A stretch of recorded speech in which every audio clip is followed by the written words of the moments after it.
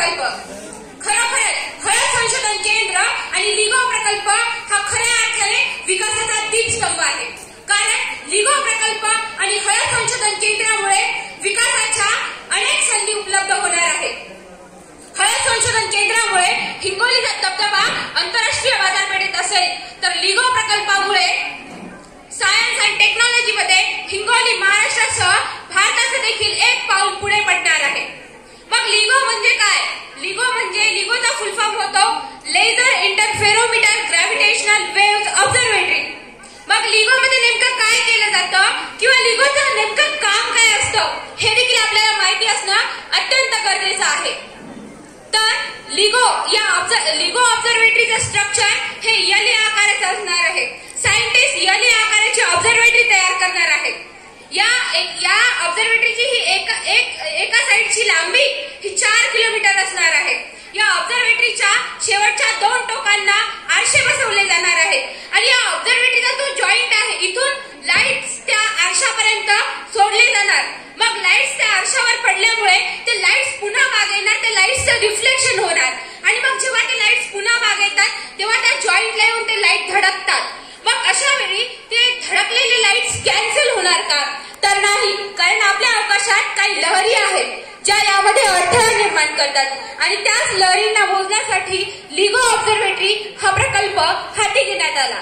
मग लिगो ऑब्झर्वेटरी हा प्रकल्प आपल्या हिंगोली जिल्ह्यातील दुगाळा अंजनवाडा इथेच का जावा असा प्रश्न पडणं देखील साहजिकच आहे.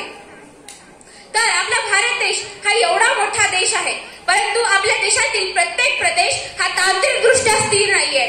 जसे की काही ठिकाणी खूप मोठ्या प्रमाणात भूकंप येतात आणि आपल्या देशात रेल्वेचं देखील प्रचंड मोठं जाळं आहे. कारण या भूकंपामुळे काही अडथळा निर्माण होऊ नये म्हणून एक स्थिर ठिकाण आपल्याला हवं होतं. कारण भूकंप ही देखील एक लहरच आहे आणि ती यामध्ये अडथळा निर्माण करू शकते. कारण जेव्हा आपल्याकडे प्युअर डाटा असेल on the basis of gravitational wave तेव्हाच तर आपण सांगू की या गुरुत्वाकर्षण लहरी आहेत की नाही. म्हणून एक स्थिर ठिकाण म्हणून आपल्या हिंगोली जिल्ह्यातील दुगाळा अंजनवाडा हे ठिकाण लिगो प्रोजेक्टसाठी निवडलं गेलं. लिगो प्रोजेक्टमुळे लेझर, ऑप्टिक्स, गुरुत्वाकर्षण, खगोलशास्त्र, भौतिकशास्त्र यामधील विविध सायंटिस्ट व इंजिनियरसाठी लिगो हा एक मंच प्रदान करेल. लिगो हा प्रकल्प शोध कार्याशी निगडीत असल्यामुळे यामध्ये विद्यार्थ्यांना देखील या प्रोजेक्ट बाबत उत्सुकता निर्माण असेल. त्यांच्या मनात सायन्स अँड टेक्नॉलॉजी विषयी उत्सुकता निर्माण होईल. त्यांना या प्रोजेक्टमुळे विद्यार्थ्यांना प्रेरणा मिळेल.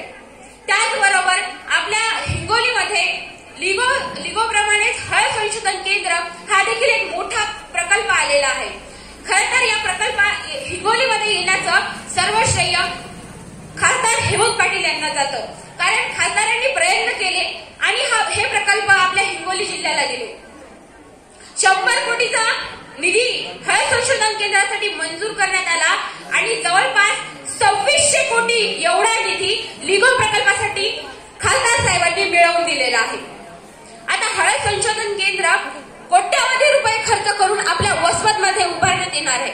मग यामध्ये शेतकऱ्यांचा नेमका काय फायदा होतो हे देखील आपल्याला माहिती असणं अत्यंत गरजेचं आहे. तर या प्रकल्पामध्ये अत्याधुनिक तंत्रज्ञानाचा वापर करून शेतमालामध्ये पिकलेला माल किमान 2 वर्ष टिकवता येईल यासाठी विविध प्रयत्न केले जाणार आहेत. त्याचबरोबर इथे कुरकुमीन तपासणी केंद्र हे देखील केलं जाणार आहे. कुरकुमीनवरून हळदीचा भाव ठरत असतो आणि जर ते तपासणी केंद्र आपल्या हिंगोलीत झालं तर आपल्या शेतकऱ्यांना आपल्या पिकांमध्ये काय कमी आहे, आपल्याला काय करायला हवं याविषयी माहिती मिळते आणि त्यामुळे शेतकऱ्यांना अधिक नफा होतो. त्यांना आपल्या पिकांवर आणखी काय डेव्हलपमेंट करायला पाहिजे आपण हे कळतं. त्याचबरोबर हळद निर्यात केंद्र, बॉयलर्स, पॉलिशर्स यासाठी शेतकऱ्यांना सबसिडी देखील मिळणार आहे. त्याचबरोबर या हळद संशोधन केंद्रामध्ये टिश्यू कल्चर सारख्या मॉडर्न टेक्नॉलॉजीचा वापर केला जाणार आहे. मग टिश्यू कल्चर म्हणजे नेमकं काय? तर टिश्यू कल्चर मध्ये एका वनस्पतीपासून आपण दुसरी नवीन वनस्पती तयार करू शकतो जिच्या मार्फत शेतकऱ्यांना भरघोस उत्पादन मिळणार आहे. आज अमेरिकेसारख्या बलाढ्य देशात टिश्यू कल्चर या मॉडर्न टेक्नॉलॉजीचा वापर करून हळदीचं जास्त उत्पादन घेतलं जातं, नफा शेती केली जाते. आपण म्हणतो अमेरिका विकसित आहे, अमेरिका विकसित आहे. का अमेरिका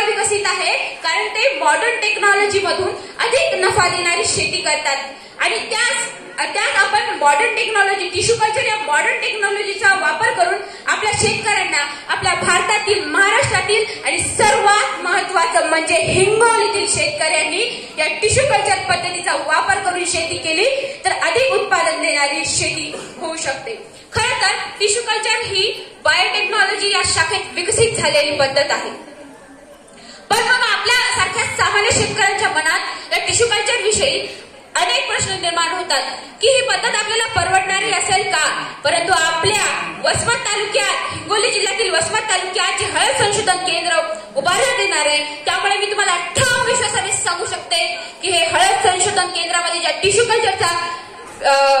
कल्चर ही संशोधन पद्धती येणार आहे त्याचा संपूर्ण शेतकऱ्यांना फायदा होईल आणि ती पद्धत संपूर्ण शेतकऱ्यांना परवडणारी देखील असेल। तर मग चला एक पाऊल टाकू प्रगतीकडे, शेतकऱ्याच्या विकासाकडे। धन्यवाद।